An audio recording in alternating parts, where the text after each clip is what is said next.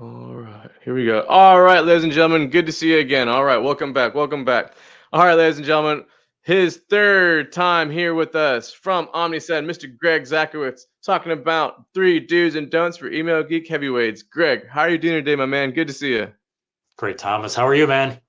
Good, good, good. Nice and caffeinated, feeling wide and awake. So good to see you. Good to have you back with us. All right, ladies and gentlemen, my daily reminder, housekeeping stuff real quick. Make sure you throw those questions in the Q&A tab, upper right-hand corner. You can't miss it. You can't miss it. Right on the far right-hand side. Make sure you upvote the ones that are more pertinent to the subject so we can stay on topic. But I'm going to go ahead and let Greg take it away here. But ladies and gentlemen, let me know if y'all need anything. And oh, man, I love Greg's photo. Looks so good. I will see you on just a bit. Greg, take it away, my man. Sounds good, man. Thanks everyone for being here. I was going to address this Hulk today, and I figure with recent events, I might want to stay away from that one. I don't want to touch it too closely. So I'm excited to be here. Third time's a charm for me. What makes it super exciting is that my kids are super in the WWE right now, which means I am super in the WWE right now. So I'll probably be dropping some references to the current state of WWE. So this is good. And last year we did a space theme, and I'm a space nerd, so we're good here. All right, we're talking about 3 do's and don'ts for email geeks today. Quick intro on myself. I'm an e-commerce marketing expert at OmniSend. I got a slide at the very end of the presentation letting you know who OmniSend is if you're not familiar, but we do email and SMS marketing on top of a bunch of other things. I've been in email for, I was thinking about this today when I was brushing my teeth, but I'm probably at 19 years now, which is ridiculous to think about. It's almost 2 decades in email across a variety of different roles as well. So I only say that because I've been through this road. I've seen a lot of things change, a lot of things stay the same. So these do's and don'ts, there's these trends that go along with it as well. My contact info is on the screen right here. I will try to get to your questions and answers if you have any today. Chances are we'll probably run out of time. You're going to have more things to say. So feel free to drop me an email. I'll try to follow up with you if you ask a question. But there's my, I'm an open book. So feel free to drop me an email, find me on LinkedIn, whatever you want to do there. So let's go ahead and get into it and see what kind of questions we run from it. So a fancy agenda slide here, which tells you no information whatsoever. You can probably figure out we're going to talk about 6 things, and that are 6 things right there. So let's just jump in and get to number 1 and keep plugging away. So our do number 1, this might be obvious to everyone, but let's assume it's not obvious to everyone. Let's talk a little bit about email automation. This is the number 1. I would say if you do nothing else with the rest of your email program, focus on using automation. And here's why. It's going to be the powerhouse for you, right? So last year, 41% of all email orders sent through OmniSend was from automated email orders were from automated messages, and it accounted for about 2.1 or 2.3% of total sends. So we're getting majority of our sales coming from a very small portion of our sends. Now, I pull those numbers in the first half of this year as well. 36%, 2% of sends. We're seeing right around the ballpark. When I was doing consulting, I'd always tell my clients, if you can get to 25% or more of your total email marketing sales coming from automation, you're going to have a really healthy email program, because it's going to be, means it's more relevant for you. But all that being said, there's a lot of different automations we can do. We can do birthday, post-purchase, welcome series, and some are going to be more impactful than others as well. So here are the 3 that I think should be the core principles of any program. And the reason I say that is these 3 messages will account for more than 80% of all email marketing orders. So you can see the disproportionate weight that these 3 have. I'll throw a bonus one here at the end for you. Welcome messages, browse abandonment, and cart abandonment. And what do these things have in common? They're all very, they hit consumers at very important stages of their shopping intent. So why do people sign up for welcome messages? And I'm going to talk about this here in a few minutes. They do it because you've done something to get them to your website, but they're in a shopping mindset. They might purchase now, they might purchase later, but there's an intent there. Browse abandonment, these are your online window shoppers. These could be a majority of your customers. They're checking out products. They might not buy, they're not carting, but they're there for a reason. And like cart abandonment, really no explanation necessary. They've identified products that they are going to buy, whether from you or someone else. So there are 3 messages here. They're going to make up the majority of, and you can see the conversion rates on here, just astronomical. Now, I told you I'd throw a bonus at you, back in stock messages. And we're seeing an increase in these messages overall, but it's still a relatively small portion of sends compared to the other ones. And what's more impactful about these is that it's going to hit on a lot of things I'm going to talk about in the next 2 slides about capitalizing upon that shopping intent. So we're going to mix a bunch of FOMO and stuff in here. But back in stock messages, if you have the ability to automate those or even just use them as batch and blast sends as subject lines, they're going to be impactful for you. Now, when I say with automation, the thing to look for when you're analyzing your own automated program is focus on the messages that start with shopping intent and improving the customer experience. So, birthday messages, they're all well and good. Anniversary messages, all well and good. What is the shopping intent with those messages? It's going to be lower, right? If you have to do that or a post-purchase message, do the post-purchase message, because that is going to directly impact the customer shopping experience and that journey and can lead to repeat sales. So that is the lens to view your automations through. But by all means, use automation if you do nothing else with your email program, and start with the high intent ones. All right, email to number 2. And this is what I talked about back in stock messages. Use social proof and value adds in all your messages. This is going to be your scheduled messages campaigns and your automated message campaigns as well, or your automations. So what I would advise is find ways to templatize this as much as possible. What I mean, social proofs and value adds, forms of social proof you guys can go ahead and do. Obvious ones, things you're already doing, things you're already collecting, star ratings, testimonials, top rated products, best sellers, customer favorites, whatever you want to call them. And of course, back in stock messages. And the content already exists, which is the beautiful thing. So you're collecting star ratings. People love those products, right? Testimonials. And these could be product testimonials. They could be company testimonials. I would look for a collection of both of those, right? So if you're thinking about someone who is a potential first-time shopper with you, what do they need to know? They need to build consumer confidence with product and the brand, and seeing testimonials about quality of the products or how fast the shipping, or if they had an issue, how great the customer service was. These are things that build consumer confidence with your brand and with the product. So look for ways to sprinkle these in, and I'll kind of show you an example of how this could look inside a message as well, beyond just this static image here. And the value adds, we want to combine these. So think about all the things that either separate you from a competitor, draw you on par with a competitor, that consumers care about. And this could be shipping cost, speed of shipping, right? Do you expedite shipping, or is it going to take 3 weeks to get there, like you might get if you order something on Temu? Return policies, extended return windows, especially big for the Black Friday, Cyber Monday shopping seasons. But do you extend that to 60 days?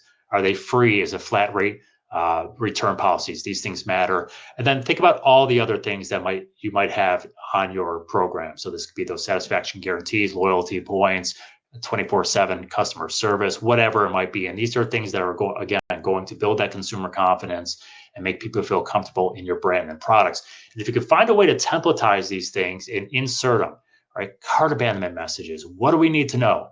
Well, maybe we don't need all the bells and whistles, but the free shipping value adds, yeah, let's call those things out. Return policies probably matters to someone shopping. Let's hit them right there.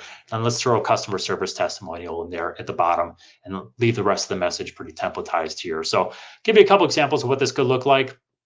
So here is the recovery section of an email, and you can see they kind of hit all things here. They've got a row of value adds, they've got a star rating, a testimonial, and then they throw those additional value adds at the bottom. And these things are just image-based or templatized on there. And you could throw these at the bottom of every single message.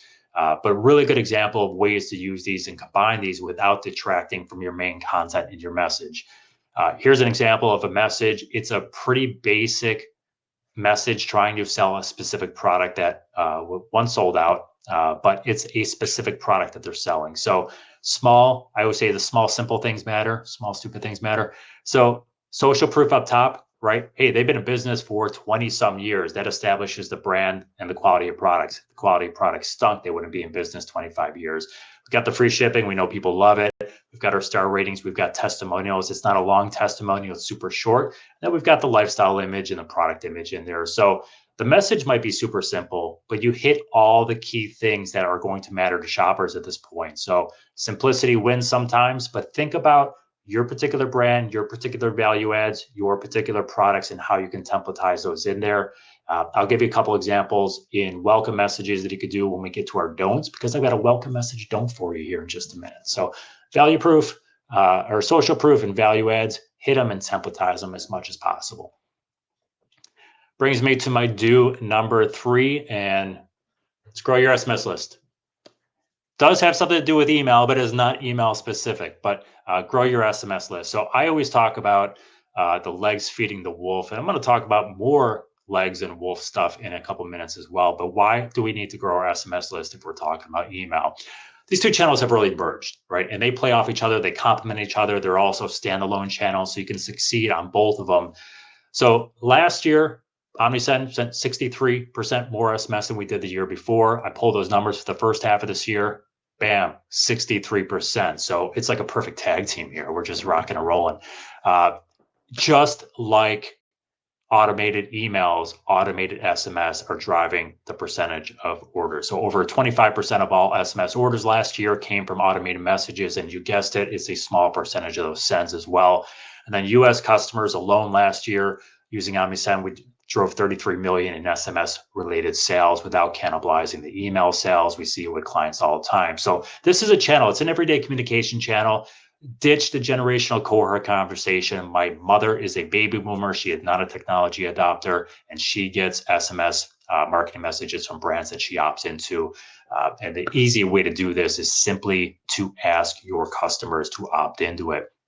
So this is a really good way to say, hey, this used to be 10 years ago when I was a consulting company. I was helping this retailer launch SMS across all their brick and mortars around the country. And they're like, well, we don't know that consumer is going to want it. I'm like, well, did you ask for it? If you ask for it and they do not opt in, that's your telltale sign that, yeah, maybe your brand, maybe your products, maybe your demographic doesn't fit for it, but I've never seen a demographic not do it.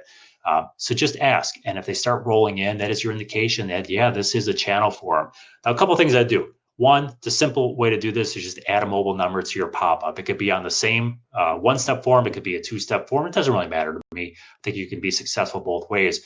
I would say if you do nothing else, and I see this almost daily when I go to websites and I sign up, and it is the biggest buzzkill for me, is making the mobile number a required field. Make it optional by all means, right? So if they don't want to opt into it, let them get to your email and let them move on. And the other thing I see is you get the misleading two-step forms. Hey, want to get 10% off your first order? Give us your email. And then you plug the email in and you go to step 2 and it's like, now give us your mobile number. And if you don't get the discount. Completely misleading. It's a turnoff for me. So just be clear. I don't care if it's a two-step form. Just make the second step optional. You can see an example here. You can always give away an extra percentage as something exclusive for signing up to the SMS program, but it's not mandatory, right? You can just say, hey, do you want to sign up for it or not? And then once you get the sign up, you've got your automation going, your welcome messages, add SMS messages to your email automation so they can balance each other. But that's going to be really important for you as you move forward. The other thing that no one ever talks about with SMS is it is a tool to help offset email unsubscribes. We're at email camp. We all know people will unsubscribe from our email program. That's the nature of the game, right? You accept it, and that's why growing your list is so important. Well, when they unsubscribe from an email program, what's the retailer's next step? They're like, oh man, we got this guy, he bought from us twice, and now he's not getting to our emails anymore. Let's retarget him on social. Let's retarget him on paid search. Those tend to be more costly than sending an email. Well, what if email is no longer their jam, but SMS is? And now you've got your purchase history, you've got your email activity all tied to that same contact, and you have the SMS. You can make those messages more effective, more personalized for them, and reduce some of those retargeting costs, or use the retargeting costs at a time where maybe it matters a little bit more. So feel free to grow that SMS list. That's going to be big for you. So my 3 do's. Number 1 is if you do nothing else and take nothing else from this presentation, do that. So use automation, use social proof and value adds, find a way to templatize it into your emails, and then use your SMS list and grow that here. So those are my 3 do's. If you hate those, feel free to comment. If you love them, feel free to comment. Let's get this train going here and a little activity there. And that's going to bring me to my don'ts. And sometimes I talk about the don'ts are the most fun, right? We talk about the stuff that drives us nuts. And I'm like Andy Rooney. If any of you guys, I'm probably dating myself, the oldest guy in the room right now, but Andy Rooney, that dude's my jam because he just talks about the crazy stuff on there, which I love. So number 1, don't. I told you I talk about welcome emails. Don't tell your brand story in a welcome email. There's ways you can do this, but this is not the goal. 43. All right, you're catching up to me. We're almost there. So welcome emails. This is something that has changed. Best practice 15 years ago is like introduce your brand, tell them all about yourself, do these things. Let's jump the shark. I talked about intent before. Well, I hate to say it, people do not care, right? If they cared, they would be on your website. And if they cared, they probably read your brand story and then sign up for your email program. They signed up. We know they did, right? They don't, if this matters to them so much, they're not going to your website and go, you know what? I'm going to sign up for their emails and I'm going to see if they tell me about their brand before I consider doing business with them again. It's not the way it's going to happen. So, there are ways we can subtly put this into our message if it is really important to your brand ethos and to your customers. But there's ways we could do this. And I'll show you an example here in just a minute of ways to do this. But, I go back to the automation. Why do welcome messages convert so well? It's because they're high intent messages. People are shopping. They're signing up probably because you offered them a discount for signing up. There's that high intent of shopping, and we want to feed into that intent a little bit. And we're reading on smaller devices more and more now. And when you're telling your brand story, it's a lot of text and people aren't scrolling it. So let's remove text as devices get smaller. So instead, what we want to do is we want to apply that customer intent, that filter, and say, okay, how can we build a welcome message that applies to the intent? And if the brand story is important to us, tell that at the same time. So this isn't a perfect example, but it's probably the closest example I could get to a good way where a brand was able to do that. So top of this message, if you sign up for the discount, you get the discount, 20% off. Here's your coupon code. Boom, shop now. We're good to go. Maybe the brand's more important for you. Maybe you need some of that social proof and value adds. And the brand does this in a nice way. In my opinion, probably a little too much text, but the text is templated or is image based. But you're still probably gonna have to pinch and zoom that a little bit, which can be frustrating. But if I just want to go bullet points, I've got, family owned. Boom. I've got my next bullet point, my number 3 bullet point, right? So I've got my value adds a little bit. They're communicating the brand value. If I want to read a little bit more, I can read a little bit more, but I think this is a good way to do it. Now, what would I love to see with a welcome message a little bit is maybe introduce some of those top rated or customer favorite products. We want to guide them a little bit and give them a product introduction if I can, but this isn't a bad example of ways to kind of combine. Hey, we want to tell you about our brand ethos, which is our family owned and operated business, but we also want to tie it to shopping, and I think it does a good job. So if you have a welcome message that you're currently sending, which is really heavily text-based or does nothing but tell your brand story, find ways to put shopping and content in there and make it work for you. All right, number 2, I can't believe in 2024 I'm even talking about this. And I thought this thing went away about 7 years ago, but we're right back at it. Do not buy email lists. Please do not. I can't believe we're talking about this, but again, I'm seeing more and more brands dabble into this over the last couple of years than before. And I don't know if it's COVID. I don't know if because they're not patient enough to grow their list organically. But here's a survey this past year that 10% of legitimate senders admitted to buying lists. And this, we spent all day yesterday, right, talking about deliverability and challenges and doing good practices. And here we are, having to talk about this again. So just do not buy it. Focus on the organic list growth, right? If you're buying email lists, and 19 years ago, it was the Wild West. And I will tell you right now, firsthand, we used to buy, millions of emails. We'd have 20 different ESPs sending. It'd be whack-a-mole. Blacklist here, shut it down, send over there. We had fake domains that we were trying to clean email lists through. It was nuts. And we were still getting hit back then. Deliverability has become so much more sophisticated now and advanced. And we spent the whole day yesterday doing it.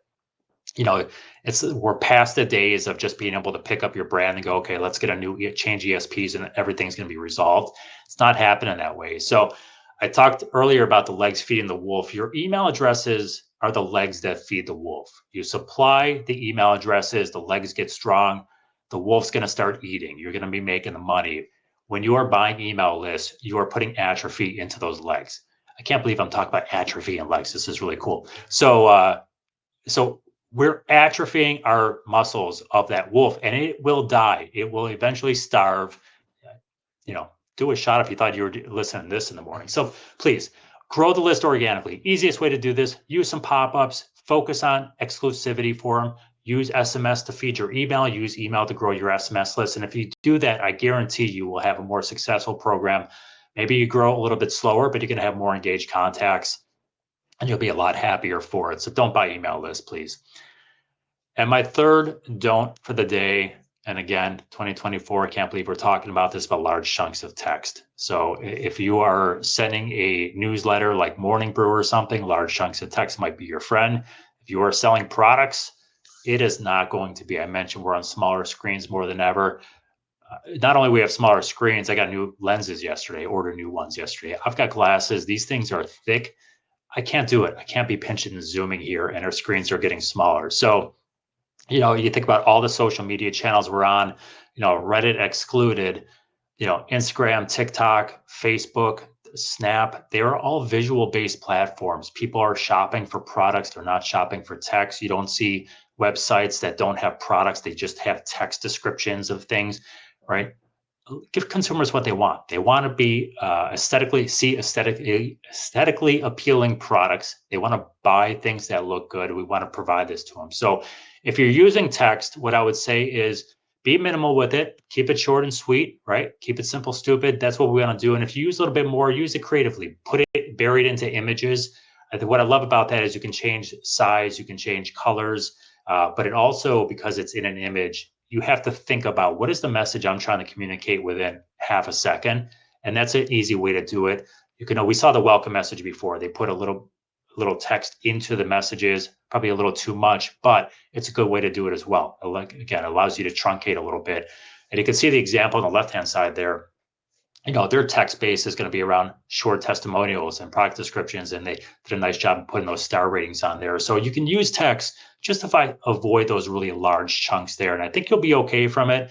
If you've got to do a really long one, even if it's HTML text, use a couple different sizes, use colors. So if people do want to scan, they can easily scan through it, get the gist of it, and then the text can supply for the people that want to read a little bit more. So those are the things. These things might sound really simple, but I'll tell you, man, they sound simple, but everyone's doing them. And I keep signing up for email programs, and I keep getting these ones that are telling me their brand story. And I'm like, I don't care. I just want to buy. Like, guide that customer journey here. So our dues, we want to use automation. And again, focus on those high intent ones, the shopping ones, and then build on from there. Focus on the experience. Use social proof. Use value adds. Really think about what your value adds and social proof are. A lot of the content already exists on your website in your different emails that you're sending out. So find a way to templatize those things and figure out which ones might work better for different messages and use those in there. And then focus on growing that SMS list. And for our don'ts, we want to focus on, welcome messages. Okay to tell the brand story. Don't make it the focus, right? We want to make that supplemental content more than anything. Don't buy email lists ever, ever, ever, ever, ever, ever, ever, ever, and avoid those large chunks of text here. So here's a little bit about OmniSend. I'm not going to go through bullet points. We've got free platforms, 24/7 live support, the free, no credit card required. We don't gate features and stuff like that behind paywalls. We've got over 100,000 customers. People love us. We love them. And we are privately funded. So we say customer funded. So if you have any questions, reach out. I know we don't have a lot of questions left, but if you ask LA Knight if he's ready for a Q&A, yeah. So let's do it. Greg, love it, love it, love it. All right, ladies and gentlemen, let's get into some Q&A real quick. We got time for just a little bit. All right, taking a look in here. Let me see here. I want to go to this top one, actually. Claire wanted to know, for emails like newsletters, is there a general range for number of paragraphs we should shoot for? Any best practice around that, Greg? I think if you're doing a newsletter, I think you have a lot of flexibility to. I'll give you the consultant cop out because I was a consultant once. And it's always, well, you should test that, right? Which is, it's true and it's a cop out at the same time. I think newsletters. My general rule with newsletters is don't write more than you need to, and people aren't going to want to read more than they need to. So you have a lot of flexibility. If people know it's a newsletter, they know text is going to be involved in there. Short and sweet. And if it's appealing enough, right, just link off to the final story or to the landing page or whatever it is to have them read more. But I don't think you're necessarily limited. I just think, if you look at it and you're thinking, wow, this seems like it might be too much, chances are it probably is. And if you're looking at it and go, hey, man, I can scan this thing pretty well and we convey the point, you're good. So I would say no real best practices, but your gut will probably tell you whether that's if it's too long or not. 100%, 100%. Also, I love a good old too long didn't read. Honestly, I'm an older millennial, so if I get an email with the TLDR, that's a little bit easier on me, right? So Thomas, it's funny you say that. So my wife she gets tons of messages. She's on all these boards and stuff at her work, and she got this really long email. That was a few months ago, and she's like, "I don't have time to read this. Like, I'm busy, right?" And she showed me the email, just the length of it, and it was long. And I said, she goes, "Well, I need to communicate this out to people. What do I do?" And I go, "Why don't you do a TLDR?" And she's like, "What is that?" And I'm like, "What?" She says she didn't know it. I'm like, you know what? For newsletter purposes, TLDR is awesome, phenomenal. I agree with you 100%. Exactly. You heard it, folks. TLDR, more newsletters, please, please. All right, move on to the next one, shall we? All right, let me see here. Lots of upvotes. Thank you all for the upvotes, everyone. Is there a sweet? Oh, we just talked about that. What about? Yeah, let me see here. This one comes in from Tamara. We host a non-e-commerce email program. Can you talk about social proof and value adds for non-shopping audience? What do you think about that, Greg? Any context you could probably throw in the chat real quick for non-shopping audience? Yeah, Tamara, can you give us a quick example out in the chat real quick? Let's see if not, we can move on from that one. Let's see if she's there. Someone said vacation rentals. Vacation rentals would be easy, right? You got reviews, examples for nonprofits. Oh, education. Education. Okay, education, nonprofits. So, yeah, and I would say think about things like, what are you educating for? What is the program, whether it's a specific topic or track, funnel, whatever it might be. What's the goal of the organization? What's the goal of that track? What's the goal of anything? Your social proof and your value adds are going to be around that. Educated, this is a bad example because you probably don't have any, but like 20 Nobel laureates, or sent, if you're working with inner city schools or something where you're educating kids, sent 100 first generation college students to college in the last 5 years. Think about what the program is built around, or the track is built around, and find out, how do you know you're successful? And those are the things you can use for value adds and social proof. I'm sure you'll have testimonials or quotes somewhere along the lines, a feature story or something, but those are things I would use there and kind of work backwards. Hopefully it's a good answer for you, but you can always email me if you need a little more detail and want to chat about it. Love it, love it. And that actually leads me to our next point, ladies and gentlemen. We're actually running out of time here for Greg, but if you want to follow up with him, let me throw that up here on the slides. Greg, are these, like you said, these are the best spots to get a hold of you? Absolutely. I would say for LinkedIn, like everyone else, if you send me a friend request or a connection request, just put a note in there of like why you did it, because I get a lot of spam ones on there as well. So just email camp, whatever, is good enough for me. It just knows. Email, open book, feel free to hit me up. And yeah, those are great. Love it, love it, love it. Awesome, Greg. Greg, thank you so much for stopping by today, being here, taking time out of your busy day to be here with us. This is your third time with us. I'm super excited that you got to be here again. Always a great time to hang out with you, man. Greg, thank you so much for being here. Appreciate it. Hey, pleasure. Thank you, everyone. Awesome. Greg Zakowicz, everyone. We're going to go and move on to the next session with Mike Nelson, so I'll go ahead and get that started. We'll see you in just a second.